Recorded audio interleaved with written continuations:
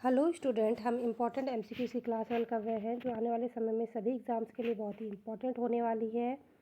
यदि आपने हमारे चैनल को लाइक सब्सक्राइब और शेयर नहीं किया है तो जाके कर दीजिए। बेल आइकन को दबा के रखिए ताकि आने वाली सभी क्लासेस की नोटिफिकेशन आप लोगों को मिलती रहे। चलिए स्टार्ट करते हैं। इस समय हम मिडवाइफरी के एमसीक्यूज़ डिस्कस कर रहे हैं जो आने वाली सभी एग्ज़ाम्स के लिए बहुत ही इंपॉर्टेंट होने वाली है। एमपी में ग्रुप 5 की वैकेंसी निकल चुकी है। यदि जिसने भी फुलफिल नहीं किया है तो जाके कर सकते हैं, जाके कर दीजिए। चलिए स्टार्ट करते हैं। Now first question is what is the most common cause of postpartum fever. ठीक है, पोस्टपार्टम फीवर होने के कॉज क्या है? Option A endometritis, option B urinary tract infection, option C mastitis, option D thrombophlebitis. No right answer is endometritis. ठीक है, जो endometritis है वो क्या कॉज करता है? फीवर कॉज करता है आफ्टर द सी सेक्शन या प्रोलॉन्ग्ड लेबर। ठीक, इंक्रीज रिस्क पैदा करता है। Now next question, which of the following is the risk factor for development of pre eclampsia. ठीक है, ऐसा क्या कॉज है या ऐसा क्या रिस्क फैक्टर है जो प्री एक्लेम्सिया में होता है? प्री एक्लेम्सिया का रिस्क फैक्टर क्या है? Option A age less than 20 year, option B multiple gestation, option C primiparity या first pregnancy, option D previous history of pre eclampsia. Now right answer is previous history of pre eclampsia.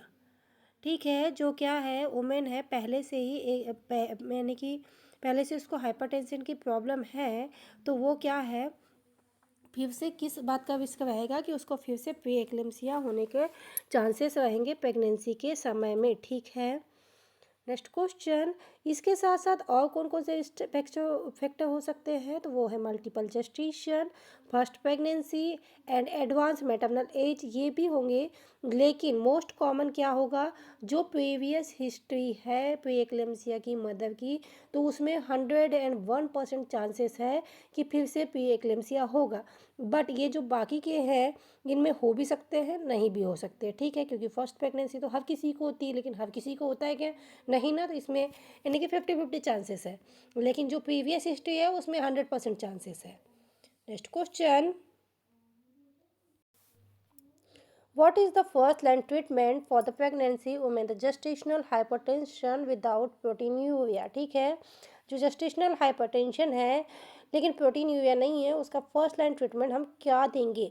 Option A administration of anti hypertensive medication, option B induction of labour, option C monitoring blood pressure and fetal wellbeing, option D immediate caesarean section. No right answer is monitor blood pressure and fetal wellbeing. क्या है? Gestational hypertension है without proteinuria है तो हम typically involve close monitoring of blood pressure and fetal well being and anti hypertensive medication should be given necessary. Okay, यदि कोई mother है उसको हाइपरटेंशन है लेकिन प्रोटीन यूरिया नहीं है तो हम क्या करेंगे? क्लोज ऑब्जर्वेशन में उसको रखेंगे और बच्चे और माँ का यानी कि ब्लड प्रेशर बाकायदा चेक करते रहेंगे, बच्चे को भी चेक करते रहेंगे वेलबींग के लिए, और साथ में क्या करेंगे? एंटी हाइपरटेंसिव मेडिसिन देंगे। अब ये है कि माँ को ब्लड प्रेशर चेक करेंगे और बच्चे का जो एफएसएच है वो चेक करते रहेंगे, प्रॉपर क्लोज मॉनिटरिंग करेंगे और हाइपरटेंसिव मेडिसिन देंगे। Now next question, what is the main purpose of administering oxytocin after delivery? Option A to prevent infection, option B to promote uterine contraction and prevent hemorrhage, option C to aid in breastfeeding, option D to stimulate the placenta to expel. Now right answer is to promote contraction and prevent the hemorrhage. Okay, oxytocin का क्या काम होता है? कि oxytocin का काम होता है कि कॉन्ट्रैक्शन को बढ़ाना और हेमरेज को प्रिवेंट करना। ओके, क्या काम होता है ऑक्सीटोसिन का? कॉन्ट्रैक्शन को बढ़ाना और हेमरेज से प्रिवेंट करना। Okay, next question, what is the most common cause of prolonged labor in the nulliparous women? Okay, nulliparous women है उसमें prolonged labor है, उसका क्या कारण होगा? Now option is uterine hyperstimulation, option B fetal malpresentation, option C small pelvic, option D premature rupture of membrane. Now right answer is fetal malpresentation. यदि labour prolonged होता है तो उसका मेन कॉज क्या होगा या कॉमन कॉज क्या होगा कि प्रोलॉन्ग्ड लेबर होने का कि फीटल मालप्रेजेंटेशन। ओके, नली पेवा या फर्स्ट टाइम जो वुमेन है उसे fetal मालप्रेजेंटेशन such as occiput presentation या ट्रांसवर्स प्रेजेंटेशन होगा, तब हमको क्या देखने को मिलेगा कि जो प्रोग्रेस है लेबर की वो कम देखने को मिलेगी या प्रोग्रेस होगी ही नहीं। Now next question, which of the following is an induction for the cesarean section in women the active labor। ठीक है, यदि कोई वुमेन है वो एक्टिव लेबर पेन में है फिर भी हम उसका सिजेरियन सेक्शन कर रहे हैं तो क्या कारण हो सकता है। Option A persistent fetal deceleration, option B full dilatation of cervix, option C moderate contraction, option D dilatation and effect cervix. Now right answer is persistent fetal deceleration. Okay, जब ऐसी कंडीशन आती है परसिस्टेंट फीटल डिस्क्लेरेशन की, particular late deceleration indicated fetal distress in indication for the caesarean section to prevent fetal harm and distress. Okay, जो fetal deceleration होता है specially जब late हो जाता है तो इसमें इससे क्या होगा कि यदि ये कहानी बहुत लंबी चलती जाएगी तो क्या होगा, फीटल डिस्ट्रेस होने की कंडीशन उत्पन्न हो जाएगी या फीटल हाइपोक्सिया में चल जाएगा और कभी कभी तो ये कंडीशन फीटल डेथ तक जाती है। तो इन सब चीज़ों को प्रिवेंट करने के लिए आजकल यदि लेबर प्रोग्रेस में नहीं है या फिर परसिस्टेंट यदि फीटल डिक्लेरेशन हो रहा है तो हम क्या करते हैं, सी सेक्शन करके बेबी और मदर को सेव करते हैं। ठीक है, now next question, what is the most common maternal complication associated with the multiple gestation। ठीक है, जो मल्टीपल जेस्टेशन है उसमें क्या कॉम्प्लिकेशन देखने को मिलते हैं। Option A pre eclampsia, option B postpartum haemorrhage, option C caesarean delivery, option D anaemia. Now right answer is pre eclampsia. Okay, जो प्री एक्लेम्सिया है is the common cause with the woman multiple gestation due to the increased strain on the cardiovascular system and the placenta। okay, जो प्रीएक्लेम्सिया है क्या करेगा, multiple gestation है तो उसमें क्या करेगा, प्रॉब्लम कॉज करेगा। ठीक है, इसमें क्या है कॉम्प्लिकेशन इसमें देखने को मिलेगा। Next question, what is the primary concern with the managing a patient with the prolonged umbilical cord। ठीक है, सॉरी प्रोलेप्स्ड अम्बिलिकल कॉर्ड है तो उसको कैसे मैनेज करेंगे। ओके, प्राइमरी कंसर्न क्या होगा। Option A infection, option B fetal distress due to the cord compression, option C uterine rupture, option D placenta abruption. यदि अम्बिलिकल कॉर्ड प्रोलेप्स है तो मोस्ट कॉमन आपको क्या देखने को मिलेगा, फीटल डिस्ट्रेस। ओके, और फीटल डिस्ट्रेस क्यों देखने को मिलेगा, क्योंकि कॉर्ड कंप्रेस्ड है, कॉर्ड कंप्रेस्ड है तो क्या होगा, फीटस तक ऑक्सीजन सप्लाई नहीं होगी, ब्लड सप्लाई नहीं होगी तो क्या होगा, ऑक्सीजन लेवल रिड्यूस होने लगेगा और जब ये रिड्यूस होगा तो क्या करेगा, फीटल डिस्ट्रेस कॉज करेगा। तो इसका इंटरवेंशन क्या होगा, हमको सबसे पहले जो क्या करना है, रिस्पॉन्स टू द फीटस और caesarean section to be required. यदि ऐसी कंडीशन आती है तो हमको सिजेरियन सेक्शन इमीडिएटली करना होता है। Next question, what is the most effective method to the contraception for the women who has just giving birth and is breastfeeding. ठीक है, मोस्ट कंट्रासेप्टिव मेथड कौन सी है कि अभी एक वुमेन है उससे जस्ट बर्थ दी है और ब्रेस्ट फीडिंग करा रही है। तो option A intrauterine device, option B combine oral pills, option C progesterone only pills, option D diaphragm. Now right answer is progestin only pills. Okay, यदि कोई मादा ब्रेस्ट फीडिंग करवा रही है तो उसके लिए सबसे सेफ मेथड क्या होगी कंट्रासेप्शन की, वो होगी progesterone only pills recommended for the breastfeeding women because they do not affect milk production, unlikely combined pills contraceptive contain of estrogen। ठीक है, यदि आप दूसरी कंबाइंड पिल्स लेते हैं तो उसमें क्या होगा कि वो ब्रेस्ट प्रोडक्शन को, जो मिल्क प्रोडक्शन है उसको इफेक्ट करता है, इसीलिए बेस्ट मेथड कौन सी होगी, प्रोजेस्ट्रीन ओनली पिल्स, ओके, या मिनी पिल्स जो कहते हैं उनको देंगे। बाकी की जितनी भी हम पिल्स देने की कोशिश करेंगे तो उसमें क्या होगा कि जो ब्रेस्ट मिल्क है उसको इफ़ेक्ट पड़ेगा या फिर मिल्क का प्रोडक्शन कम हो जाएगा। Now next question, what is the appropriate intervention for the postpartum woman history of gestational diabetes? ठीक है, यदि कोई पहले से ही मदर है जिसको जस्टेशनल हाइपरटेंशन की प्रॉब्लम है तो उसके लिए पोस्टपार्टम इंटरवेंशन क्या होंगी। देखिए, मैं हिंदी और इंग्लिश दोनों में पढ़ा रही हूँ तो आई होप जीएनएम वालों को भी कोई प्रॉब्लम नहीं होना चाहिए, तो इसीलिए हिंदी में भी एक्सप्लेन किया जा रहा है। सो प्लीज़ आप लोग ध्यान से पढ़िए क्योंकि ग्रुप 5 की वैकेंसी निकल चुकी है, आरआरबी की वैकेंसी निकल चुकी है, एमएनएस की निकलने वाली है। 2025 में बहुत सारी वैकेंसीज आने वाली है, उन सभी के लिए ये एमसीक्यूज बहुत ही इंपॉर्टेंट होने वाले हैं। Option A, perform routine glucose testing 6 week postpartum. Option B, start insulin therapy immediately. Option C, recess glucose level every 6 month. Option D, being malforming therapy. Now right answer is perform routine glucose test 6 week postpartum. Okay, माँ के क्या होता है जिसको gestational hypertension है, देख लेते हैं इसका रीज़न थोड़ा सा देख लेते हैं।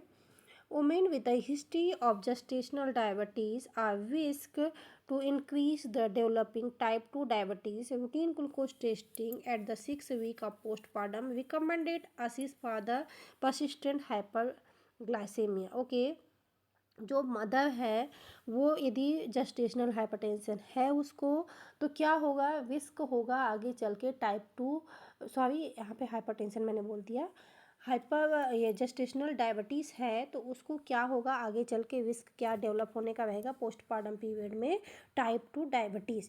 तो उसके लिए हमको क्या करना है, 6 वीक के भीतर में क्या है, हमको क्या करना है, ग्लूकोज टेस्ट करना है, रूटीन ग्लूकोज टेस्ट करना है। तो किस लिए, क्यों करना है कि जो हाइपरग्लाइसेमिया है उसको डिटेक्ट करने के लिए, यदि वो डिटेक्ट होता है तो उसके लिए हम मेडिसिन देंगे या उसके लिए प्रिवेंशन तैयार करेंगे, इंटरवेंशन तैयार करेंगे, इसीलिए। Now next question, which of the following condition is a contraindication for the vaginal delivery. Vaginal delivery के लिए कौन सी कंडीशन कंट्राइंडिकेटेड है। Option A, breech presentation. Option B, cephalic presentation. Option C, previous caesarean section with the low transverse incision. Option D, placenta praevia. Now, right answer is placenta previa.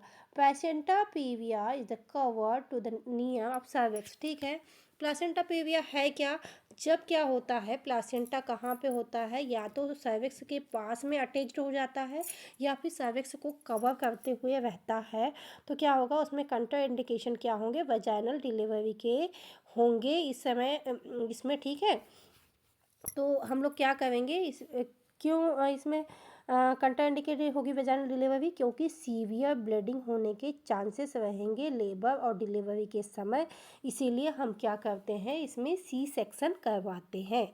Now next question, what is the most reason for the postpartum haemorrhage. ठीक है, जो most common reason है postpartum haemorrhage का वो क्या है। Option A, retained placenta. Option B, uterine atony. Option C, laceration of the birth canal. Option D, coagulopathy. Now right answer is uterus atony. Okay, most common कहना चाहिए, बहुत ही सिली सा reason है लेकिन बहुत ही इफ़ेक्टिव है। क्या है, यूट्राइन एटोनी।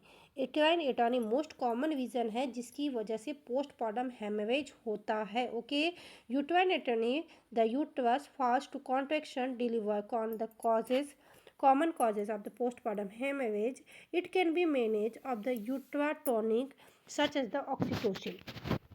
क्या है, जब यूट्राइन एटोनी होती है तो क्या होगा कि कॉन्ट्रैक्शन डिलीवरी के बाद में कॉन्ट्रैक्शन नहीं होते, जिससे क्या होगा जितना भी वेस्ट प्रोडक्ट है वो नहीं निकल पाता है, तो क्या होगा यूट्राइन एटोनी हो जाती है, जिसको कैसे मैनेज करते हैं हम, ऑक्सीटोसिन दे करके या यूट्रोटॉनिक, जिसको इसका एग्जांपल क्या है ऑक्सीटोसिन, ये मेडिसिन दे करके हम मैनेज करते हैं। Now next question, which of the following is the common symptom of ectopic pregnancy। Common symptom क्या है एटोपिक प्रेगनेंसी का। Option A pelvic pain and vaginal bleeding, option B abdominal bloating, option C severe morning sickness, option D fluid retention. Now right answer is pelvic pain and vaginal bleeding. ठीक है, यदि atopic pregnancy है तो उसका क्या हमको देखने को मिलेगा, pelvic pain देखने को मिलेगा, vaginal bleeding देखने को मिलेगा, उसके साथ में क्या देखने को मिलेगा, dizziness and fatigue देखने को मिलेगा. कभी कभी ये कंडीशन थोड़ी बढ़ के और क्या हो जाती है, ट्यूब रप्चर की तरफ चली जाती है या ट्यूबल रप्चर भी देखने को मिलता है.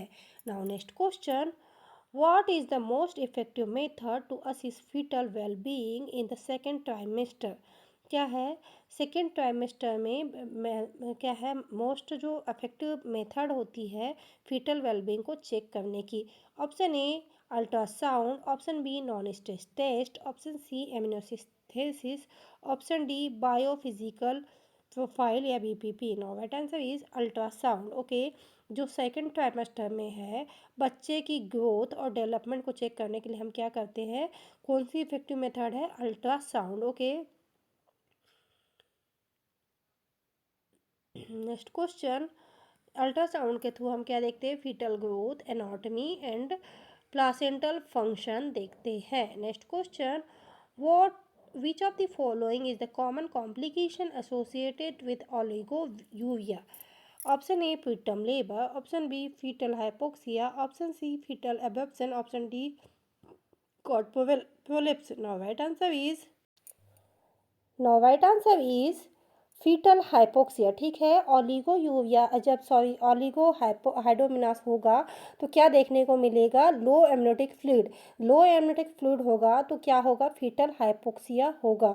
और एक और कारण है, यदि ओलिगोयूरिया है तो क्या होगा कि फीटल हाइपोक्सिया होगा और जो fetal reduce fluid volume limited होगा तो फीटल क्या है, फीटल्स को क्या होगा, इनएबिलिटी होगी मूव करने में. ठीक है, और रिस्ट्रिक्ट ब्लड फ्लो हो जाएगा.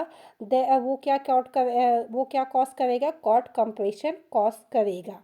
Now next question, what is the recommended first line treatment for a woman with a uncompleted urinary tract infection during pregnancy. Option A intravenous antibiotic, option B oral antibiotics such as the amoxicillin, option C over the uh, counter medications, option D no treatment necessary. Now, right answer is oral antibiotics such as the amoxicillin. Oral antibiotics such as the amoxicillin is the typical prescribed to treat complication of UTI during pregnancy. To important to avoid certain antibiotics that may be harm to the fetus. ठीक है, जो oral amoxicillin है वो हम दे सकते हैं, बाकी के एंटीबायोटिक्स हम नहीं दे सकते क्योंकि क्या करती है, वो क्या करेगी, फीटस को हार्म करेगी. ठीक है. Now next question, which of the following is the most common cause of the fetal heart rate declination in the second stage of labor. जो कहना चाहिए कि फीटल हार्ट डिक्लेरेशन होता है सेकंड स्टेज में, उसका कॉमन कॉज क्या है. Option A uterine rupture, option B cord prolapse, option C umbilical cord compression, option D fetal distress due to the placental insufficiency. Now right answer is cord compression. यदि second stage में fetal heart deceleration हो रहा है तो उसका कारण क्या होगा कि कॉट कंप्रेशन होगा. ये क्या कॉज करेगा, fetal deceleration. Okay, next question, what is the most common method to use the manage of postpartum hemorrhage. Option A blood transfusion, option B uterine massage and oxytocin administration, option C hysterectomy, option D anticoagulant therapy. Now right answer is uterine massage and oxytocin administration. तो क्या है, first line treatment क्या है, postpartum haemorrhage या uterine postpartum haemorrhage को manage करने के लिए हम क्या करेंगे, uterine massage combined to administer oxytocin which help to contract the uterus and reduce the bleeding.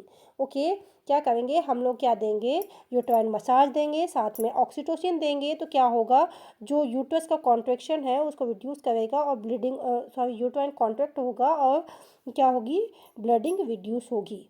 Next question, What is the appropriate treatment for the woman with the mild cause of hyperemesis gravidarum? Option A, oral hypertension and anti-emetic medication. Option B, intravenous fluid only. Option C, antidepressant. Option D, immediate hospitalization. Now, right answer is oral hyper rehydration and anti emetic drug. ठीक है, यदि कोई mild hyper emesis ग्रेविडारम है तो हम कैसे उसको treat करने की कोशिश करेंगे, ओरल रिहाइड्रेशन थेरेपी देंगे और एंटी एमेटिक्स मेडिकेशन देंगे और ठीक है, और सिम्टोमेटिक मैनेजमेंट देने की कोशिश करेंगे या सिम्टोमेटिक मैनेजमेंट करेंगे। ठीक है, next question, what is the most common cause of intrauterine growth retardation? ठीक है, कॉमन कॉज क्या होता है इंट्रायूटेराइन ग्रोथ रिटार्डेशन का? Option A maternal smoking, option B gestation abnormality, option C infection, option D multiple gestation. Now right answer is maternal smoking. यदि माँ smoke कर रही है तो बच्चे की जो ग्रोथ है वो रिटार्डेड हो जाती है। और क्यों होती है? क्योंकि बच्चे को प्रॉपर क्या होता है, डिक्रीज प्लासेंटल ब्लड फ्लो हो जाता है, ऑक्सीजन सप्लाई नहीं हो पाती है और क्या होगा कि जो बच्चा है बच्चे की ग्रोथ रिटार्डेड रह जाती है। सो स्टूडेंट, ये थे बहुत ही इंपॉर्टेंट एमसीक्यूज। अभी और एमसीक्यूज है जो हम नेक्स्ट क्लास वाइज डिस्कस करेंगे। यदि हम इस क्लास में और एमसीक्यूज ऐड करते हैं तो क्लास काफ़ी लेंदी हो जाएगी, इसीलिए हम नेक्स्ट क्लास में आगे के एमसीक्यूज डिस्कस करेंगे। यदि आपने हमारे चैनल को लाइक सब्सक्राइब और शेयर नहीं किया है तो जाके कर दीजिए, बेल आइकन को दबा के रखिए ताकि आने वाली सभी क्लासेस के नोटिफिकेशन आप लोगों को मिलते रहे। Thank you for watching.